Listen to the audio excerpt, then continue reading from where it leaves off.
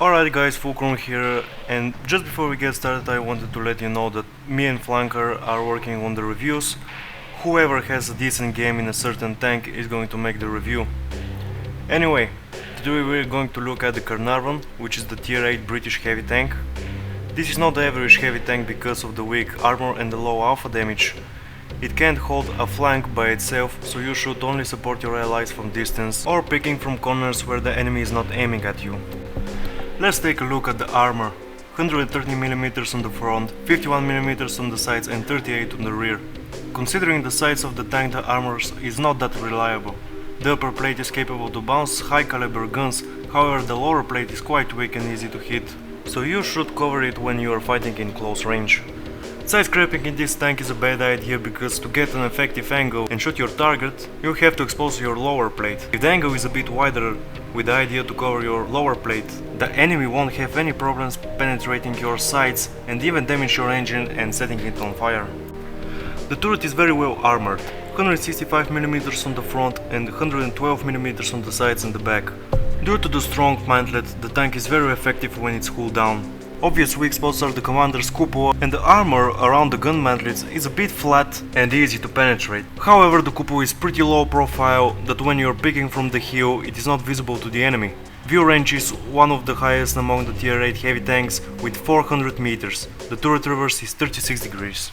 The 20-pounder gun type B barrel is the top gun that you can mount on, dealing 230 damage with penetration of 236mm with the AP rounds, 258mm with APCR and 42 with HE. The gun depression is excellent at -8 degrees, which helps to get in cooldown positions. The accuracy is 0.32 meters and the aim time is 1.9 seconds, making the tank very efficient at sniping, pickable around the corners and firing on the move.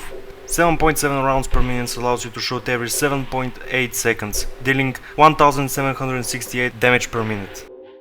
About the mobility, the size of the Caernarvon is rather big compared to other tier 8 heavy tanks. It weighs 60 tons, the speed limit is 34 km and the speed limit backwards is 12. A powerful engine providing 750 horsepower and the horse per ton ratio is 12.5, which is better than most of the heavy tanks in its tier. The engine is located on the back, and the chance to set it on fire is 20%, so you should keep the sides and the rear away from enemy fire. The hood reverse speed is 32 degrees. For the crew skills, first you need to train repairs. When you reach the second skill, return the commander and the loader, so their first skills are Sixth Sense and Safe Storage, because the ammo rack gets damaged quite often when they shoot your lower plate or tracks. The rest are getting individual skills. For the third skill, Brothers in Arms. Equipment you can use is gun rammer, ventilation and wet ammo rack. Coated optics to extend the view range is also a good choice. Now let's summarize the strong sides and the weaknesses. Let's start with the strong sides. The gun is accurate when firing from long distances and on the move, reasonable reload and penetration, good gun depression combined with strong mantlet on the turret, reliable view range and well-angled frontal upper plate capable to bounce shells from the same tier. The weaknesses. The lower plate is easily hit and penetrated. The armor on the sides is not sloped. Armor rack is incredibly weak and it can be damaged through the front.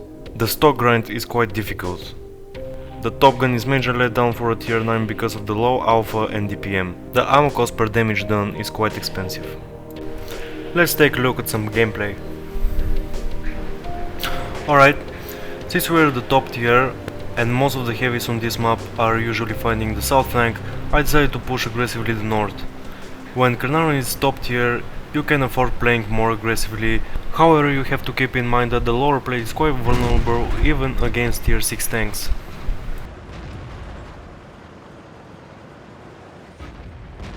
Enemy is hit. KV5 does not have visual on my lower plate, which allows us to put easy shots into him. Enemy armor is hit.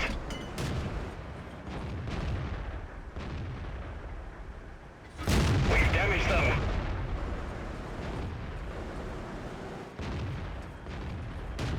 Enemy armor is hit.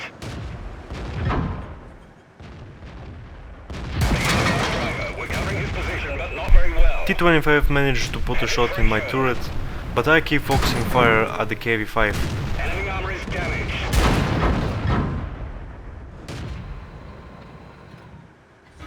We can even scratch them. As a top tier, I did not pay attention to the enemy's artillery. Caernarvon is not very well armored on the sides and top, so taking a direct hit could shave all of my remaining hit points. So that's something you have to watch out for. Decided to advance and take the cave tree out. Enemy is hit.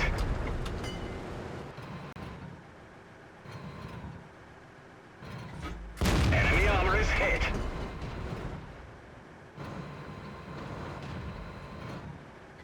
Enemy armor is damaged.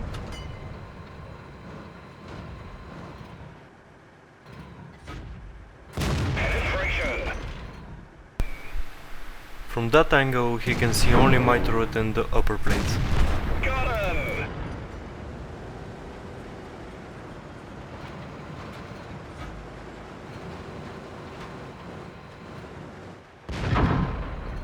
Enemy is hit.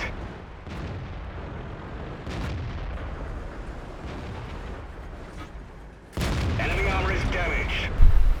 The aim time and the accuracy allows us to put quick snapshots into the Yak Tiger, and again only a fraction of the tank is visible, so he either misses his shot or get a ricochet. Enemy armor is damaged.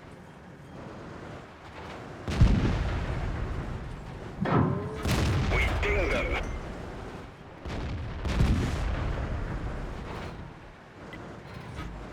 We've damaged them.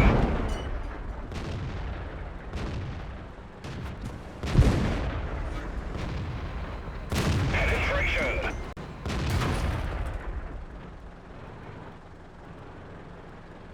We've lost the track. We're stuck here. Enemy armor is damaged.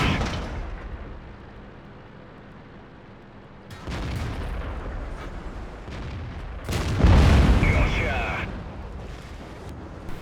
Finally the RT decided to shoot at me, which kind of surprised me back Enemy is then. hit.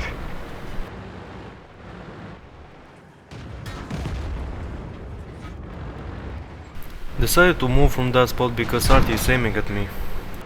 Penetration.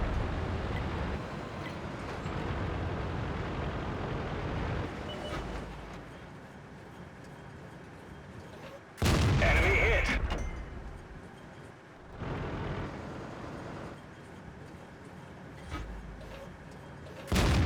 Got him.